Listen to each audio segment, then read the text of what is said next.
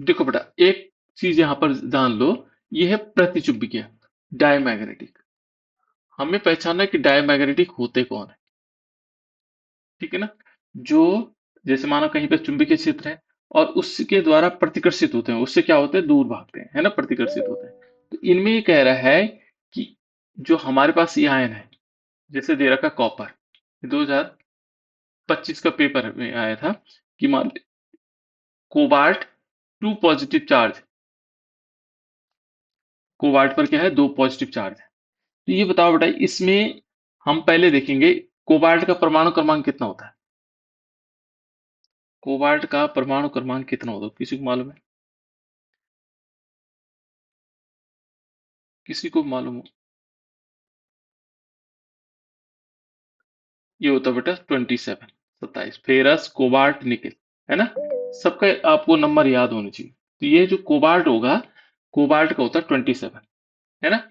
अभी हम भूल जाते हैं कि इसमें 2 प्लस चार्ज है, अभी नहीं लिखते, पहले भी इसका कोबाल्ट का लिखते हैं।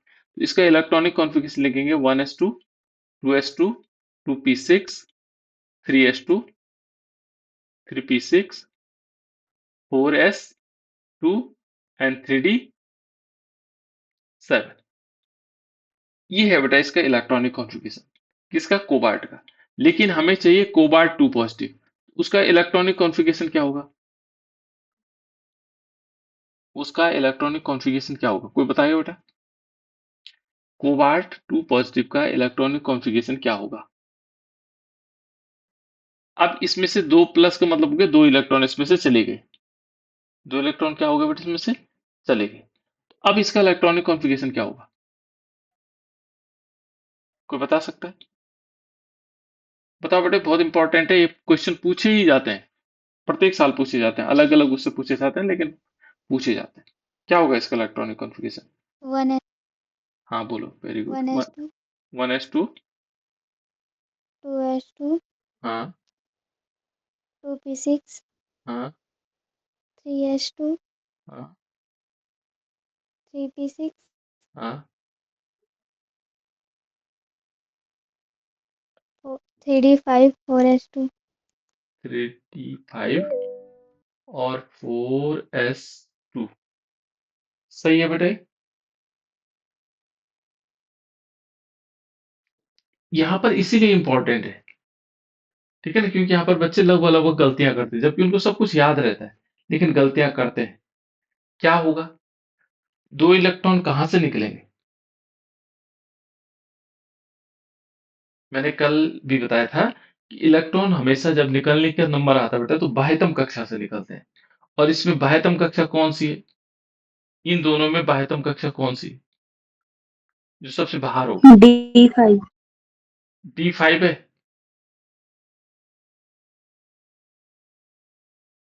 यस कक्षा, सर। कक्षाएं देखो बेटा, चलो मैं अभी बता देता हूँ, हो सकता है कंफ्यूजन हो गया होगा। देखो कक्षा कैसे होती है ना, बीच में पहले धनाभिषिक्त नाभिक होता है, ये देखो नाभिक होता है, ये नाभिक है। इसके पहली जो कक्षा होगी ये पहली कक्षा, दूसरी कक्षा ये, ठीक है ना, तीसरी कक्षा ये, और चौथी कक्षा ये। इनमें सबसे बाहर की कक्षा कौन सी है? चौथी। बिल्कुल चौथी है ना। बाह्यतम कक्षा कौन सी, चौथी है। उससे पहले तीसरी है, उससे पहले दूसरी है, फिर पहली है। यहाँ देखो सबसे बाहरी कक्षा, कक्षा का पता कैसे लगाते हैं, जहाँ पर संख्याएं होती हैं वो कक्षा होती है। तो इनमें सबसे बाह्यतम कक्षा कौन सी है?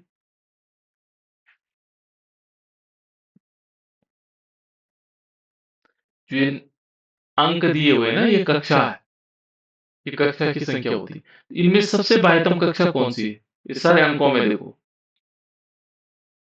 ये मैं अंकों पे एरो बना दे रहा हूँ, कौन सा सबसे बाह्यतम कक्षा होगी। 4s2। बिल्कुल। यहाँ ध्यान रखना बेटा, जो 4s वाला है, ये चौथी कक्षा हमारी सबसे बाह्यतम है। तो इलेक्ट्रॉन यहां से निकलेंगे, भाई ये ध्यान रखना, हमेशा याद रखिए कि उनमें सबसे पहले चेक करना है कि इसमें बाह्यतम कक्षा कौन सी, सबसे बाहर वाली कक्षा कौन सी है। तो उस बाह्यतम कक्षा में से इलेक्ट्रॉन निकालना है, इसमें से नहीं निकालेंगे आप लोग। जो निकाला है इन्होंने 3d5, तो हमें कहां से निकालना है, हमें 4s से इलेक्ट्रॉन जब भी निकलेंगे तो कहाँ से निकलेंगे? बाह्यतम कक्षा से निकलेंगे। तो यहाँ से हमें इलेक्ट्रॉन नहीं निकालने, कहाँ से निकालने? ये निकालना है हमें। किससे निकालना है बेटा? देखो यहाँ पर हम निकालेंगे 4s और 2 से। याद रखिएगा, है ना? कोई बात नहीं, ये सभी लोग गलतियां करते हैं। मैं भी होता आपकी जगह, मैं भी गलती करता, है ना? तो 4s 0 हो जाएंगे और 3d 7 ही रहेंगे, क्योंकि इसमें से 2 इलेक्ट्रॉन निकालने। अब तीसरा निकलेगा तो यहां से निकलेगा। पहले बाह्यतम कक्षा ये है, ठीक है? इसीलिए क्वेश्चन दिए जाते हैं। अब हमने चेक करना है कि ये प्रतिचुंबकीय है या अनुचुंबकीय। पहले निकाल दिए ये। अब इस डी के कितने कक्षक होते हैं बेटा? 10, कक्षक कक्षक। इलेक्ट्रॉन तो 10 ठीक बोले। 5, हाँ, 5 5, 5 कक्षक होते हैं और 10 इसमें इलेक्ट्रॉन आते हैं, है ना? तो देखो 1 2 3 4 5, है ना? 1 2 3 4 5, है ना? 5 क्या है इसमें? 5 इसमें कक्षक है। इसमें इलेक्ट्रॉनों की संख्या होती है 10, लेकिन यहाँ पर कितने हैं हमारे पास? यहाँ तो 7 ही है। पहले हम 7 भरेंगे, 10 नहीं भर पाएंगे, है ना? तो पहला यहाँ भरा जाएगा, दूसरा यहाँ पर भरा गया, तीसरा यहाँ भरा गया, चौथा ये भरा गया, पांचवा यहाँ हुंड का नियम अनुसार, है ना? 5 हो गए, छठा यहाँ भरा जाएगा फिर, और सातवां यहाँ भरा जाएगा। अब इसके पास देखो बेटा, हमने कहा Cu2 पॉजिटिव, इसके पास क्या है? ये 3 इलेक्ट्रॉन क्या है? ये 3 इलेक्ट्रॉन क्या है बेटे? ये अयुग्मित है। कैसे हैं? अयुग्मित है। इन्होंने युग्म नहीं बना रखा, पेयर नहीं बना रखा, जोड़ा नहीं बना रखा। ये दो ने तो जोड़ा बना दिया, देखो। इसने तो जोड़ा बना रखा है, इस वाले ने जोड़ा बना रखा है। देखो यहाँ पर ये दो दो हो गए, लेकिन ये 3 क्या है? अयुग्मित इलेक्ट्रॉन। तो जहां पर भी अयुग्मित इलेक्ट्रॉन होते हैं, वो होता है अनुचुंबकीय। क्या होते हैं? अनुचुंबकीय, जिसको हम पैरामैग्नेटिक बोलते हैं। ठीक है ना? ये क्या होते हैं बेटा? अनुचुंबकीय होते हैं। ये क्या कह रहा है? निम्न में से प्रतिचुंबकीय आयन है, इसमें से हमें प्रतिचुंबकीय ढूंढना है, जिसमें सारे के सारे क्या होंगे? पेयर वाले होंगे, जोड़े वाले होंगे। तो ये तो है नहीं। ये क्या है बेटा? ये तो अनुचुंबकीय है। ये कैसा है? अनुचुंबकीय है। ये चुंबकीय क्षेत्र में आकर्षित होने वाला है। अब निकिल को चेक करते हैं। दूसरा नंबर आता है निकिल। निकिल को यदि हम देखेंगे, फिर हमने वही करना है। ये क्वेश्चन बहुत इंपॉर्टेंट है बेटा, ठीक है ना? ये काफी इंपॉर्टेंट है। यहाँ पर आप लोगों को ध्यान रखना, निकिल 2 पॉजिटिव है। निकिल क्या है बेटा? 2 पॉजिटिव है। तो पहले हम निकिल का इलेक्ट्रॉनिक, निकिल का कितना होता है बेटा? देखो, फेरस कोबाल्ट, कोबाल्ट अगर, हाँ 28, है ना? इसका इलेक्ट्रॉनिक विन्यास 28 हो जाए।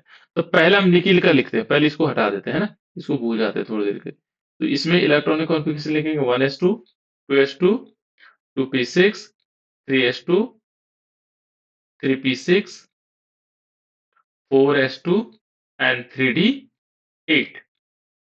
अब निकिल 2 पॉजिटिव का लिखना है। तो अब बताओ बेटा, अब क्या होना चाहिए? निकिल में से 2 इलेक्ट्रॉन निकलने हैं, ठीक है ना? इसका हमें इलेक्ट्रॉनिक विन्यास बताना है। तो बताइए कैसे, क्या होगा इसका इलेक्ट्रॉनिक विन्यास? आप लोग बताओ।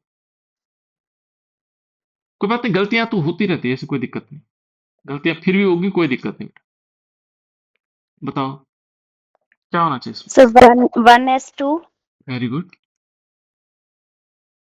हाँ, 2s2, 2s2, 2p6, 2p6, 3s2, 3s2, हाँ, 3p6, अच्छा 3s2 एंड 3p6, आगे 4s0, 4s0, 3d8।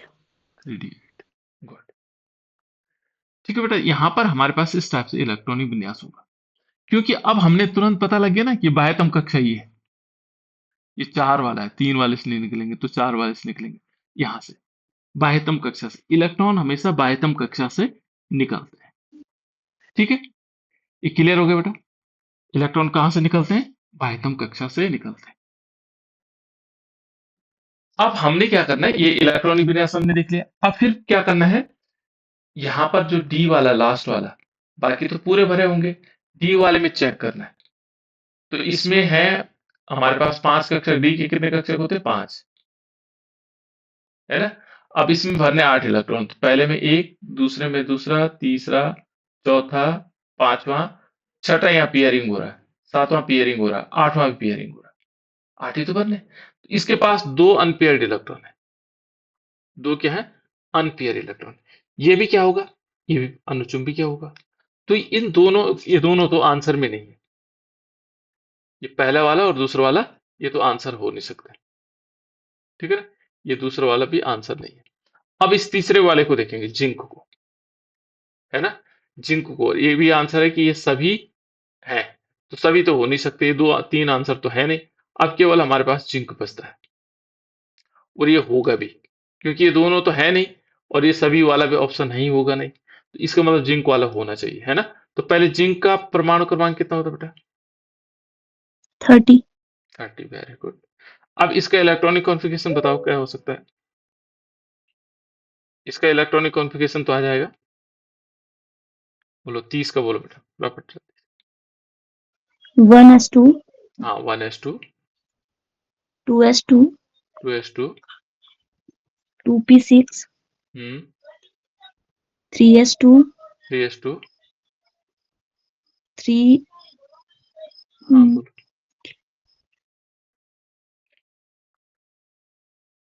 बोलो बेटा कोई बात नहीं।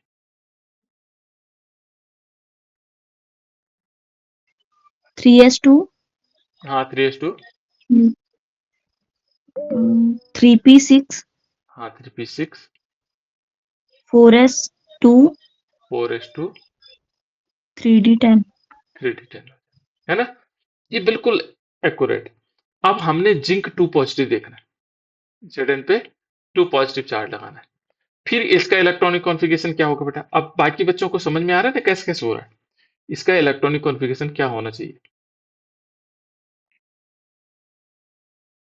क्या होगा बताओ। Sir, 1s2, हाँ very good, 1s2, 2s2, 1s2, 2s2, हाँ वेरी गुड, 2p6, हाँ 2p6, 3s2, हम्म, 3p6, हम्म, 4s0, हम्म, 3d10। 3d10, ठीक है ना। अब यहाँ देखो बेटा, जब हमारे पास इलेक्ट्रॉनिक कॉन्फ़िगरेशन आएगा, अब हम इस डी के कक्षकों को देखते हैं। डी के कितने कक्षक होते हैं बेटा, डी में कितने कक्षक होते हैं, Sir, 5।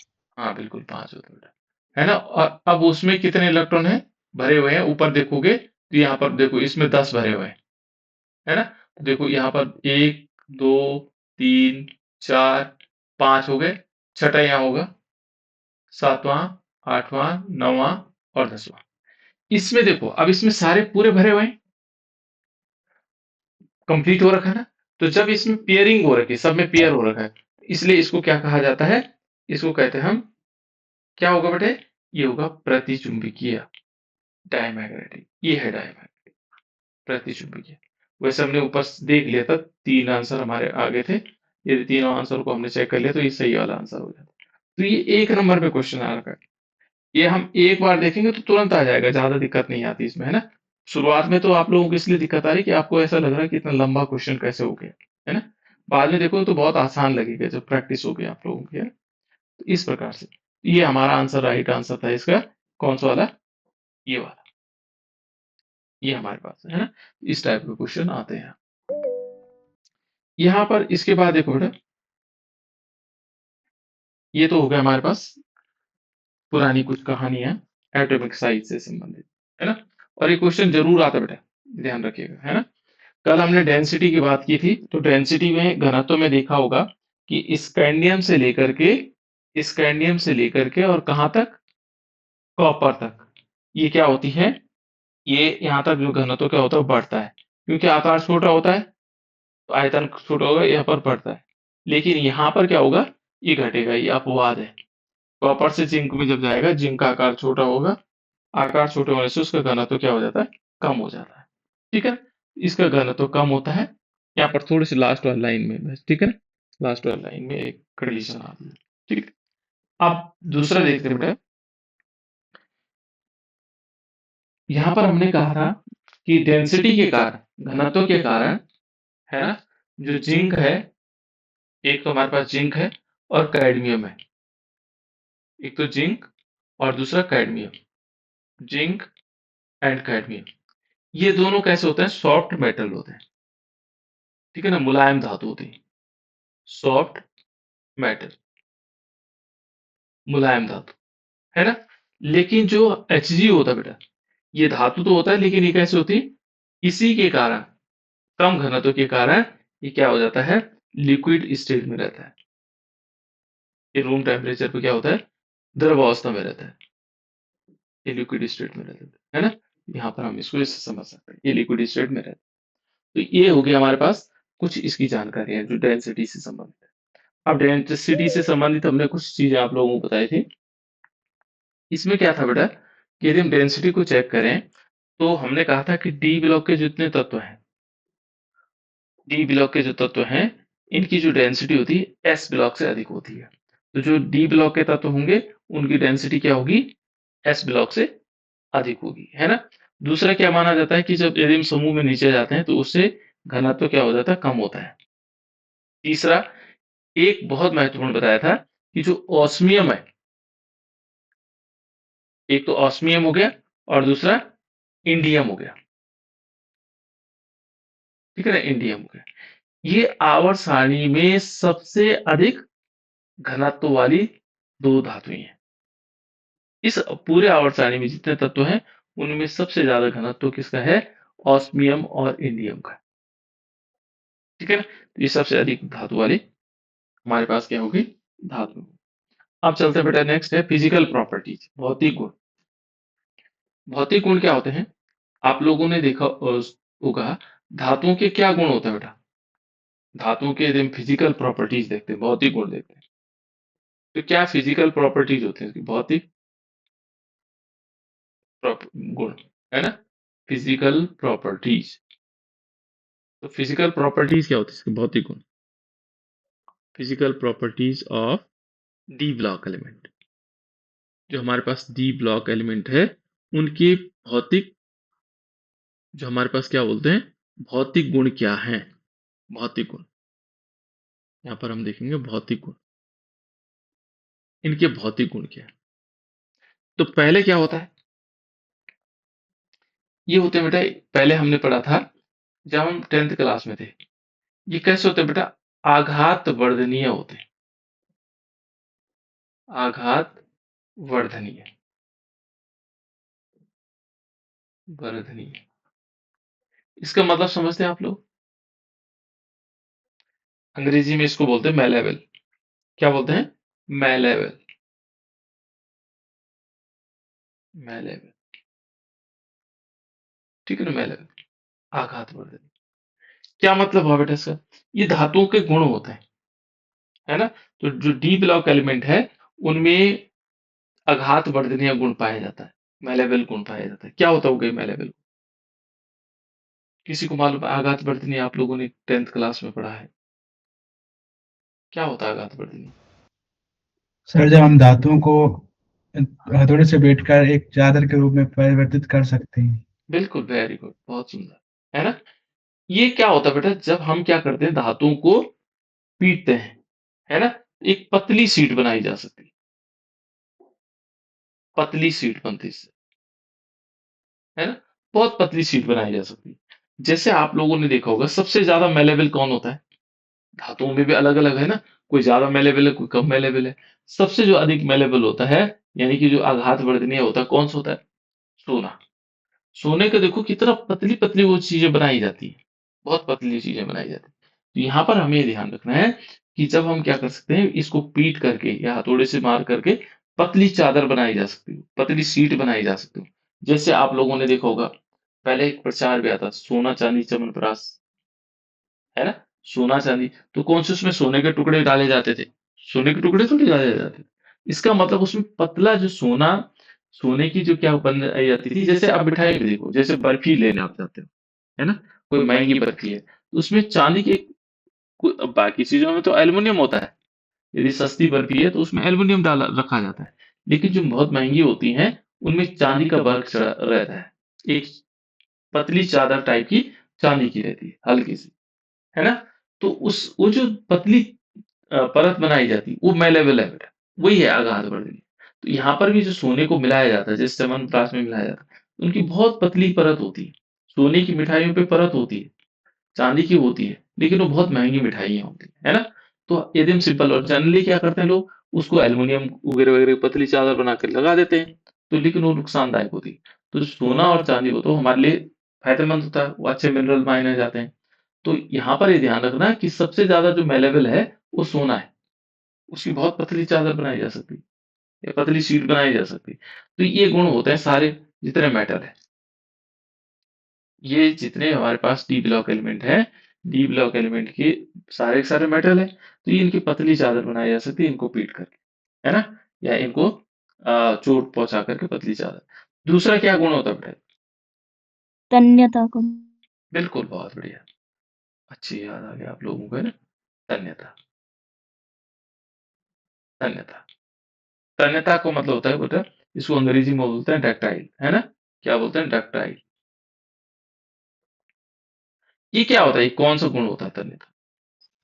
पतली तार के रूप में परिवर्तित किया जा सकता बिल्कुल, इनको पतली तार के रूप में लगा, जैसे यदि देखोगे इनमें डक्टाइल नेचर होता है, इनको भी पतली तार बनाई जा सकती है, इससे लंबी, काफी लंबी तार खींची जा सकती है ना? पतले तार बनाए जा सकते हैं। तो यहाँ पर ये दूसरा जो गुण है इसमें, तन्यता का गुण, जिसे हम क्या बना सकते हैं? पतले तार बना सकते हैं। ये तो पतली चादर बन सीट बन गई, ये पतले तार बन सकते हैं। तीसरा क्या गुण होता है बेटे इनमें?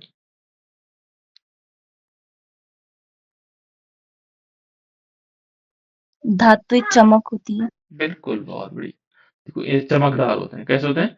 चमकदार होते हैं। जो धातुएं होती हैं वो कैसे होती हैं? चमकदार, बहुत चमकदार होती हैं, है ना? ये फिजिकल प्रॉपर्टीज है डी ब्लॉक एलिमेंट सारे, है ना? चमकदार को हम बोलते हैं लस्टर, है ना? ये होता है लस्टर, ठीक है ना? ये हमारे पास हो गया। तो इस टाइप से जो गुण होगा ये चमकदार होंगे। जैसे आप लोगों ने देखा होगा, सोना यदि एकदम दुकान से लेगा आओ तो बहुत चमकदार होता है, धीरे-धीरे उसमें अन्य परतें जमा हो जाती हैं, वो अलग चीज़ है ना? फिर उसके बाद वो धुंधला-धुंधला दिखाई देने लग जाता है। लेकिन जो शुरुआती दौर होता है, वो कैसे होता है? चमकदार होता है। चाहे चांदी ले लो, सोना ले लो या फिर एल्युमिनियम ले लो, कोई भी धातुएँ हैं, वो काफ़ी चमकदार होती हैं। एक गुण और है बेटा जो बहुत महत्वपूर्ण गुण है, बाकी तो बहुत सारे गुण हैं उनमें, है ना? वो मतलब धातु क्या होती हैं? विद्युत की सुचालक होती हैं, है ना? ऊष्मा की सुचालक होती हैं, ये अलग चीज़ है। लेकिन इसके बाद भी एक बहुत महत्वपूर्ण गुण है, वो कौन-सा गुण है? इलेक्ट्रॉन त्यागना सर। हाँ, इलेक्ट्रॉन त्यागने वाला जो गुण होता है, वो भी एक गुण होता है इसमें, धातु गुण, है ना? एक और गुण होता है बेटा जो महत्वपूर्ण है, वह है, क्योंकि ये जो धातु इलेक्ट्रॉन त्यागने वाला गुण केमिकल प्रॉपर्टीज में ज्यादा है ना, रासायनिक गुण में आता है। लेकिन यहाँ पर होता है एक, वो होता है ध्वनिक गुण। ध्वनिक जानते हैं आप लोग? ध्वनिक गुण, सर जो आवाज उत्पन्न करता है। बिल्कुल, वेरी गुड, है ना? जो क्या करता है बेटा? आवाज उत्पन्न करता है। जैसे माना क्या होगा, ये एक धातु दूसरे धातु से टकराती है ना, तो वो साउंड उत्पन्न करती है ना? तो उसको बोलते हैं सोनारस। जैसे आप लोगों ने मंदिर की घंटी बजाई होगी, है ना?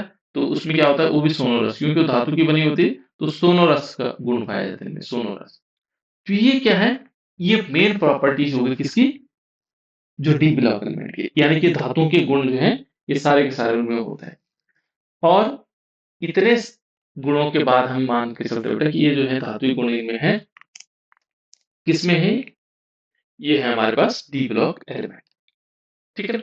एक प्रॉपर्टीज और आती है रिएक्शंस की, है ना?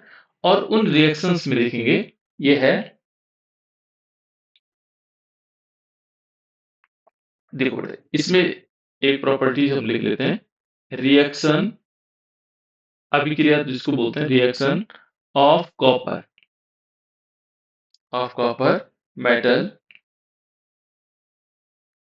ठीक है ना? Metal and it's salt.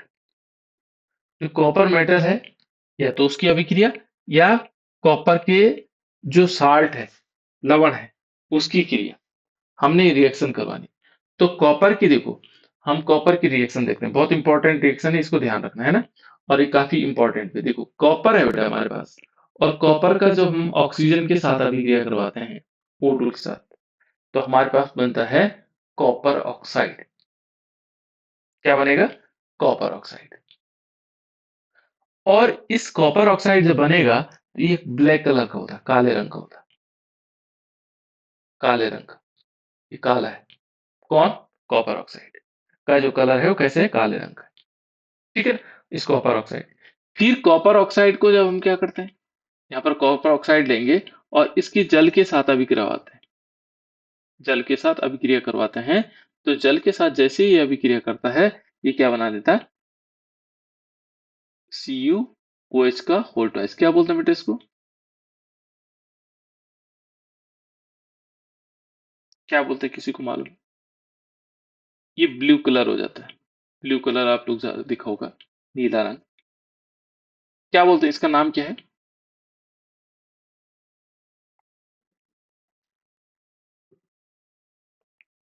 जहां पर भी इनऑर्गेनिक कंपाउंड के साथ OH लग जाए, इनऑर्गेनिक कंपाउंड माने अकार्बनिक रसायन के साथ OH लग जाए, तो उसको हाइड्रोक्साइड बोलते हैं, है ना। इसका नाम है कॉपर हाइड्रोक्साइड। क्या होगा? कॉपर हाइड्रोक्साइड, जनरल नेम इसका कॉपर हाइड्रोक्साइड, है ना। तो कॉपर हाइड्रोक्साइड बन जाएगा। फिर क्या होगा? कॉपर हाइड्रोक्साइड को जब हम क्या करते हैं, ये कलर देख रहे हो, कलर अलग अलग हो रहे हैं, ये कलर अलग है, ये नीले रंग का अलग हो गया। फिर क्या हुआ? इसको हम क्या करते हैं, जैसे हमारे पास CuCO3 है ना, सॉरी CuCO3 नहीं बल्कि कॉपर हाइड्रोक्साइड है। और इसकी रिएक्शन जब हम क्या करवाएंगे, कार्बन डाइऑक्साइड से रिएक्शन करवाएंगे, तो ये क्या बना देगा बेटा? यहां पर बनता है, ये बन जाता है कॉपर कार्बोनेट, CuCO3। और इसका जो कलर होता है वो कैसा होता है? ग्रीन, हरे रंग का होता है, ये ग्रीन रंग का हो जाता है। फिर क्या करते हैं लास्ट में, कि जो ये हमारे पास कॉपर कार्बोनेट है, CuCO3, और इसकी जो रिएक्शन करवाते हैं वो करवाते हैं कार्बोनिक अम्ल के साथ, H2CO3 के साथ। और जैसे इसके साथ रिएक्शन करवाते हैं तो ये बना देता है CuCO3 डॉट, और यहाँ पर बन जाएगा CuOH का होल ट्वाइस। और इसका नाम है बेटा मैलाकाइट ग्रीन। इसका नाम क्या है? Malachite green. ये काफी पूछा भी जाता है, ठीक है ना। यहाँ पर है इसका नाम मैलाकाइट ग्रीन। इसका नाम क्या है? मैलाकाइट ग्रीन, ठीक है ना, मैलाकाइट ग्रीन। तो मैलाकाइट ग्रीन बन जाता है। और ये है बेटा हमारे, इसका जो नाम है, इसका कलर तो ये है मैलाकाइट ग्रीन हो जाता है, लेकिन इसका बेसिक ये क्या है? बेसिक कॉपर कार्बोनेट है, बेसिक कॉपर कार्बोनेट, इसको हम इसको कह सकते हैं बेसिक कॉपर, कॉपर और कार्बोनेट, बेसिक कॉपर कार्बोनेट। तो इस प्रकार से हमारे पास बेसिक कॉपर कार्बोनेट बन जाता है बेटा, ठीक है ना। तो ये क्या है बेटा, हमारे पास अलग अलग प्रकार से रिएक्शन क्या है, कॉपर के साथ है। इसके बाद एक रिएक्शन और है, रिएक्शन जो होगी वो जिंक मेटल के साथ होगी। सेम, बाकी सेम ही रहेगा, केवल थोड़ा सा परिवर्तन क्या है, reaction of zinc and it's salt, है ना। अब उसके लवण के साथ, इनमें आपको कलर याद रखने, ये कलर के लिए इंपॉर्टेंट है। जितने भी डी ब्लॉक एलिमेंट होते हैं वो रंगीन होते हैं, अलग अलग कलर आते हैं उसमें। और वो कलर का कारण क्या है? उसमें उपस्थित अयुग्मित इलेक्ट्रॉन होते हैं, ठीक है ना। अभी आगे पढ़ेंगे हम इसके बारे में, कलर के बारे में, बहुत इंपॉर्टेंट है, क्यों कलर आता होगा, है ना। कौन थ्योरी इसको बता पाएगी कलर किस कारण है ना।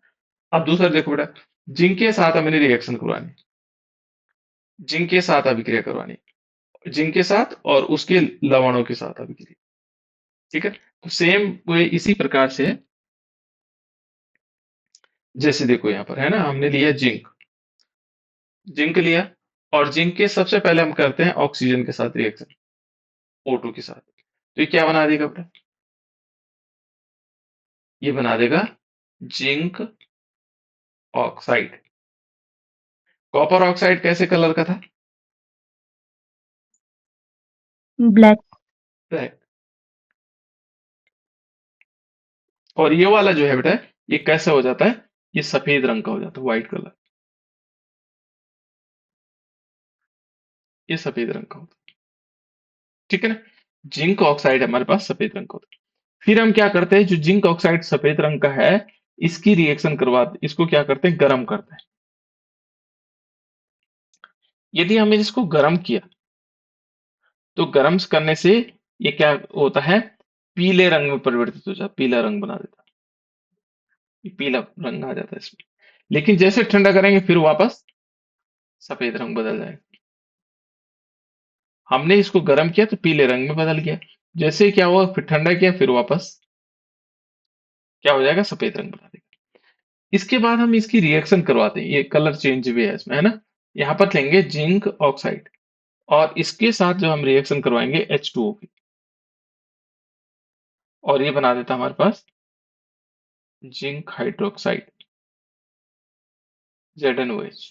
और इसका जो कलर होता है बेटा, ये होता है डर्टी व्हाइट, गंदा सफेद जिसको हम कह सकते हैं, थोड़ा गंदे रंग का सफेद, है ना। तो इस डर्टी व्हाइट, ये जिलेटिनस देखा आप लोगों ने, आपने जेली खाई, जेली, जेली तो आप लोगों ने देखा होगा, छोटी छोटी उसमें आती हैं जेली, या जेली टॉफियां आती हैं, तो इसी प्रकार का इसका आकार हो जाता है, जिलेटिनस हो जाता है, और डर्टी क्या हो जाएगा, डर्टी व्हाइट हो जाएगा, ठीक है ना। ये जिंक हाइड्रोक्साइड है, याद रखना बेटा इसको, डर्टी व्हाइट यानी कि कैसे, गंदा सफेद हम कह सकते हैं इसको, है ना। फिर जब ये क्या करेंगे, जिंक हाइड्रोक्साइड को, जो जिंक हाइड्रोक्साइड है, इसको याद रखना आपको, है ना, इसके लिए कोई अलग से कोई ऐसा तरीका नहीं है। जिंक हाइड्रोक्साइड लेंगे, और इस पर जब हम कार्बन डाइऑक्साइड की रिएक्शन करवाएंगे, तो ये क्या बना देगा, जिंक कार्बोनेट बना देगा, ZnCO3। और इसका जो कलर होगा फिर वापस सफेद रंग हो जाएगा, फिर वापस सफेद रंग का हो जाएगा जैसे पहले था, है ना। फिर क्या करते हैं, फिर इसको जिंक कार्बोनेट की रिएक्शन जो है किसके साथ करवाते हैं, कार्बोनिक एसिड यानी कि H2CO3 के साथ। तो जैसे इसके साथ रिएक्शन करवाएंगे, तो ये क्या बना देगा, ZnCO3 और ZnOH की होल ट्वाइस। और ये जो पूरा होता है बेटा, ये इसको बोलते हैं, ये क्या होता है, डल ग्रीन होता है, थोड़ा हल्के रंग का ग्रीन कलर होता है, डल ग्रीन जिसको हम कह सकते हैं, डल कलर, है ना, डल ग्रीन हो सकता है। और इसका नाम ये है बेसिक जिंक कार्बोनेट, इसका नाम क्या है, बेसिक जिंक कार्बोनेट, ये बेसिक जिंक कार्बोनेट। ये दो प्रकार की, एक तो कॉपर की अभिक्रिया, और दूसरा हमने किसकी अभिक्रिया देख ली, जिंक की अभिक्रिया। अब चलते हैं बेटा, एक नया टॉपिक हमारे पास है, वो है आयनाइजेशन एनर्जी। क्योंकि हम डी ब्लॉक एलिमेंट पढ़ रहे हैं, और डी ब्लॉक एलिमेंट में ये है आयनन ऊर्जा, हम क्या बोलते हैं इसको हिंदी में, आयनन ऊर्जा। किसे कहते हैं बेटा आयनन ऊर्जा, कोई बच्चा बता दो, आयनन ऊर्जा। 11 वालों को मैंने बताया था अभी हाल ही में, अभी याद होगा ना, ताजा ताजा याद होगा आप लोगों को।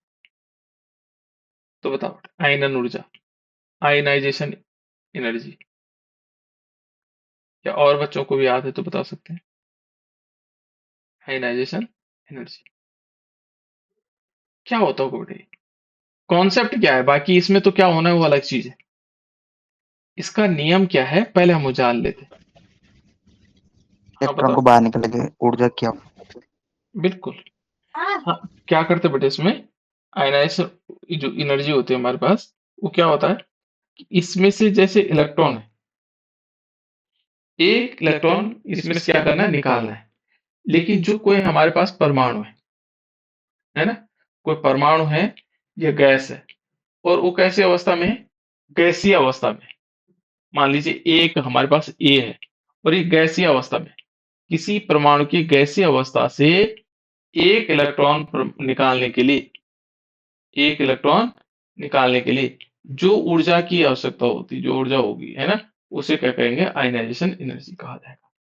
वो है आयनाइजेशन। ठीक है, ये आयनाइजेशन एनर्जी होती है, एक इलेक्ट्रॉन निकालना हमने। अब पहले एक कॉन्सेप्ट हम पढ़ते हैं, जनरल कॉन्सेप्ट। जनरल कॉन्सेप्ट हमने क्या बताया था, किसी को मालूम है? सामान्य गुण बताया था हमने कि जो आयनाइजेशन ऊर्जा होती है वो किस प्रकार से पीरियोडिक टेबल में चलती है। सामान्य गुण माने एक जनरल प्रॉपर्टीज थी उसकी। तब हम इसके लिए बताएंगे, डी ब्लॉक के लिए बताएंगे क्या था बेटा, जैसे हमने बताया था आप लोगों को। बताओ आयनन ऊर्जा।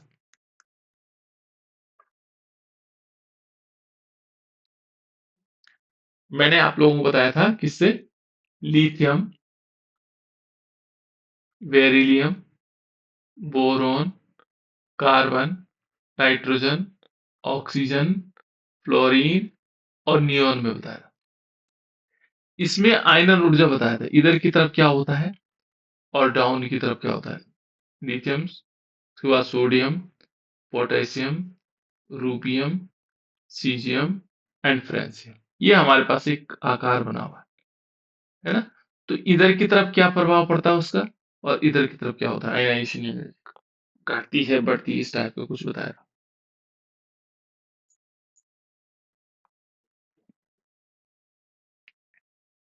बताओ।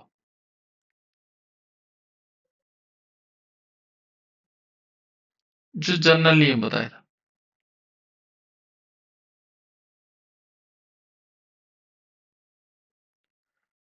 आप लोगों को पढ़ना भी है, पहले इसी को समझ लो। देखो बेटा, मैंने कहा था कि एक इलेक्ट्रॉन निकालना, इसका आकार थोड़ा बड़ा है, आकार पे आते हैं ना, इसका आकार थोड़ा बड़ा है, लेकिन यहाँ पर थोड़ा आकार और छोटा हुआ, फिर आकार और छोटा हुआ, लेकिन इलेक्ट्रॉन बढ़ते रहे, यहाँ आकार और छोटा हुआ। तो इसमें से एक इलेक्ट्रॉन निकालना आसान है बेटा, क्योंकि नाभिक से इलेक्ट्रॉन की दूरी ज्यादा है ना। इसके गैसीय हमारे पास क्या होंगे, गैसीय अवस्था में इस परमाणु से हम एक इलेक्ट्रॉन आसानी से निकाल सकते हैं। लेकिन जैसे आकार छोटा हुआ, उनके बीच फोर्स ऑफ अट्रैक्शन ज्यादा बढ़ गया, तो यहाँ से एक इलेक्ट्रॉन निकालना थोड़ा टफ हो जाता है। फिर यहाँ से और टफ हो जाएगा, यहाँ से और टफ होगा। तो जितना टफ होगा वो एनर्जी क्या होगी, बढ़ेगी। तो लेफ्ट से जब हम राइट की तरफ जा रहे हैं तो एनर्जी क्या हो रही है, ये इंक्रीज हो रही है बेटा।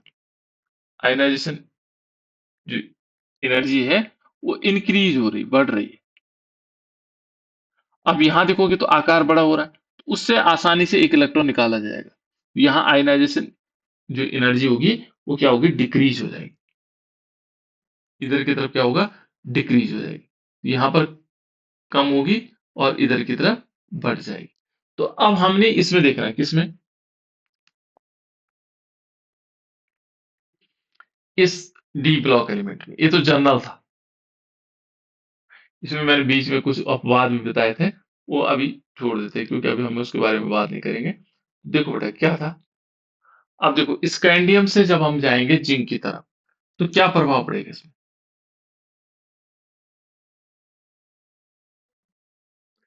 यहां पर हमें ध्यान रखना है कि जब हम क्या करेंगे, स्कैंडियम से लेकर के और जिंक की तरफ जाएंगे, तो जो हमारे पास आयनाइजेशन एनर्जी होगी, यहां पर देखो साइज क्या हो रहा है, यहाँ साइज क्या हो रहा है, साइज यहां पर भी डिक्रीज होगा।